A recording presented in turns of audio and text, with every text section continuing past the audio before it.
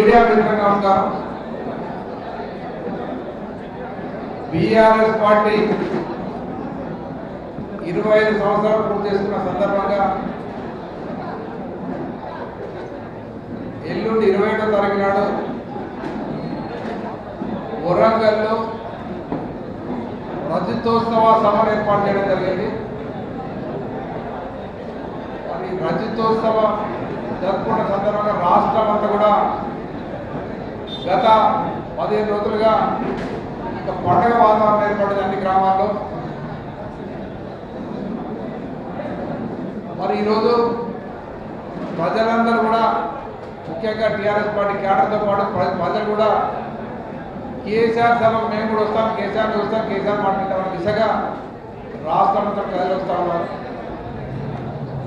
మరి మహబూబ్నగర్ జిల్లా వరంగల్కి చాలా దూరం అవుతుంది. దాదాపు ఉమ్మడి మహబూబ్నగర్ జిల్లా 300 కిలోమీటర్లు అవుతుంది కాబట్టి అప్ అండ్ డౌన్ దాదాపు 600 కిలోమీటర్లు కాబట్టి మరి ఇక్కడ నుంచి మాకు కేసీఆర్ గారు ప్రతి కాన్స్టిట్యూన్సీ నుంచి 2500 నుంచి 3000 మందిని సరిపోతుంది. ఎక్కువ వస్తే దూరంగా ఇబ్బంది అవుతుంది కాబట్టి లిమిటెడ్గా రావడం చెప్పడం జరిగింది. ఆ దిశగా క్యాడర్ అందరు కూడా అరేంజ్మెంట్ చేయడం జరిగింది. కాకపోతే ఈరోజు మాకు ఎంత ఇబ్బంది జరుగుతూ ఉందంటే మా కార్యకర్తలు, మా నాయకులు మా అందరితో కొట్లాడుతున్నాం. మా గ్రామం నుంచి మేము 100 మంది వస్తాం, 200 మంది వస్తాం, మాకు వెహికల్ పెట్టండి అనే దిశగా మాకు ఏమొద్దు, భోజనాలు కూడా మేమే వండుకొని తెచ్చుకుంటాం, ఒక వెహికల్ అరేంజ్ చేస్తారనే దిశగా ఈరోజు మా నాయకులు కార్యకర్తలు పోవడం జరుగుతాం. మరి ఇటువంటి వాతావరణం రావడం అనేది రాష్ట్రంలో చాలా సంతోషకరం. ఎందుకంటే ప్రజలు తొందరలోనే గ్రహించారు కేసీఆర్ గారిని పోగొట్టుకొని ఎంత నష్టపోయినాం, మరి కాంగ్రెస్ ఓటేసి ఎంత ఇబ్బంది పడతా ఉన్నారని ప్రజలకు అర్థమైంది. మరి ఎప్పుడెప్పుడు ఎదురు చూస్తూ ఉన్నారు, ఎప్పుడెప్పుడు ఎలక్షన్ వస్తాయని ఆ దిశగా ప్రజలందరూ రెడీ అవుతూ ఉన్నారు. మరి సందర్భంగా మహబూబ్నగర్ జిల్లా నాయకులందరూ కోరుతా ఉన్నాను, కార్యకర్తలు ప్రతి గ్రామంలో 26, 25 తారీఖున 2 రోజులు మరి జెండా కార్యక్రమాలు పూర్తి చేసుకొని 25 తారీఖున మీరు అందరూ కలిసి వచ్చి మా సభకు హాజరు కావాల్సిన కోరుకుంటూ, మరి మొన్న కాశ్మీర్లో జరిగిన దుశ్చర్య టెర్రరిస్ట్ దాడి అనేది అతి కిరాతకం. మరి ఆ దాడిని జిల్లా పార్టీ తరఫున అందరూ కూడా ఖండిస్తూ ఉన్నాం. ఇటువంటి దాడి చేసిన వారి మీద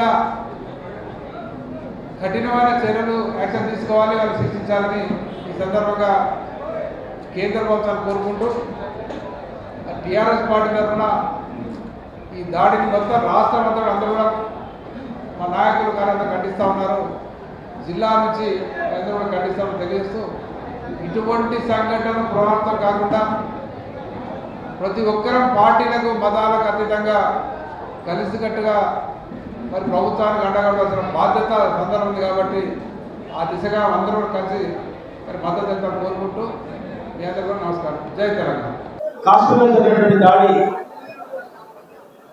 ఒక పిరికిపందాల చర్య, అది దుర్మార్గమైనటువంటి చర్య.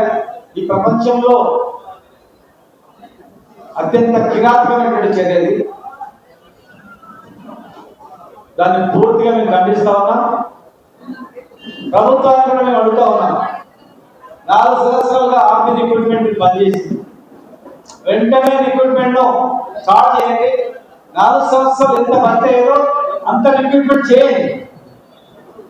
కాశ్మీర్ అంటేనే తెలుసు, అలాంటి ప్లేస్ లో హైయెస్ట్ టూరిజం ఉన్నటువంటి ప్లేస్ లో ఒక్క కానిస్టేబుల్, ఒక్క ఆర్మీ జవాన్ కూడా ఎందుకు లేదో విచారణ జరిపించాల్సిన అవసరం.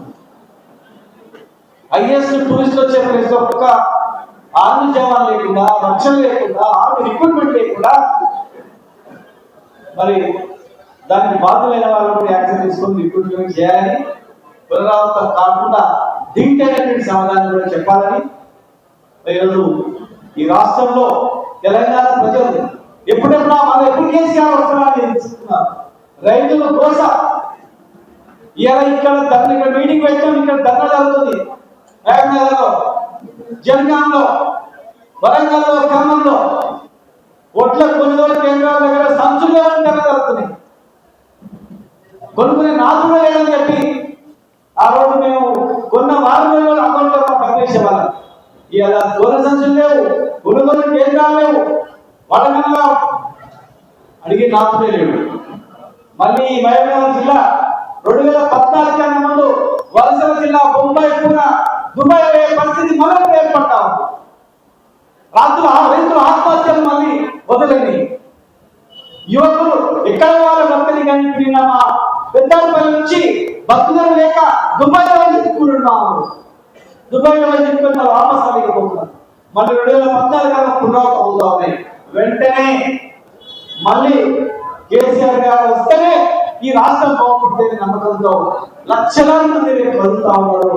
రేపు ముఖ్యమంత్రి కేసీఆర్ గారు ఇచ్చేటువంటి దిశానిర్దేశాన్ని అందరూ కూడా పాల్గొచ్చుకోవాలని, సండే మీటింగ్ తర్వాత వారం రోజుల పాటు కేసీఆర్ గారి ప్రసంగాన్ని ప్రజలు చెప్పి ధైర్యం ఇచ్చి ఒక్కరు కూడా ఆత్మహత్య చేసుకోవద్దు, మళ్ళీ టీఆర్ఎస్ ప్రభుత్వం వస్తుంది, మళ్ళీ 20 సంవత్సరాలు ప్రభుత్వం ఉంటుంది, ధైర్యాన్ని ప్రజలకు రైతులకు ఇవ్వాలని చెప్పని ముఖ్య నాయకులకు అందరూ కూడా ఒకసారి తెలియజేస్తూ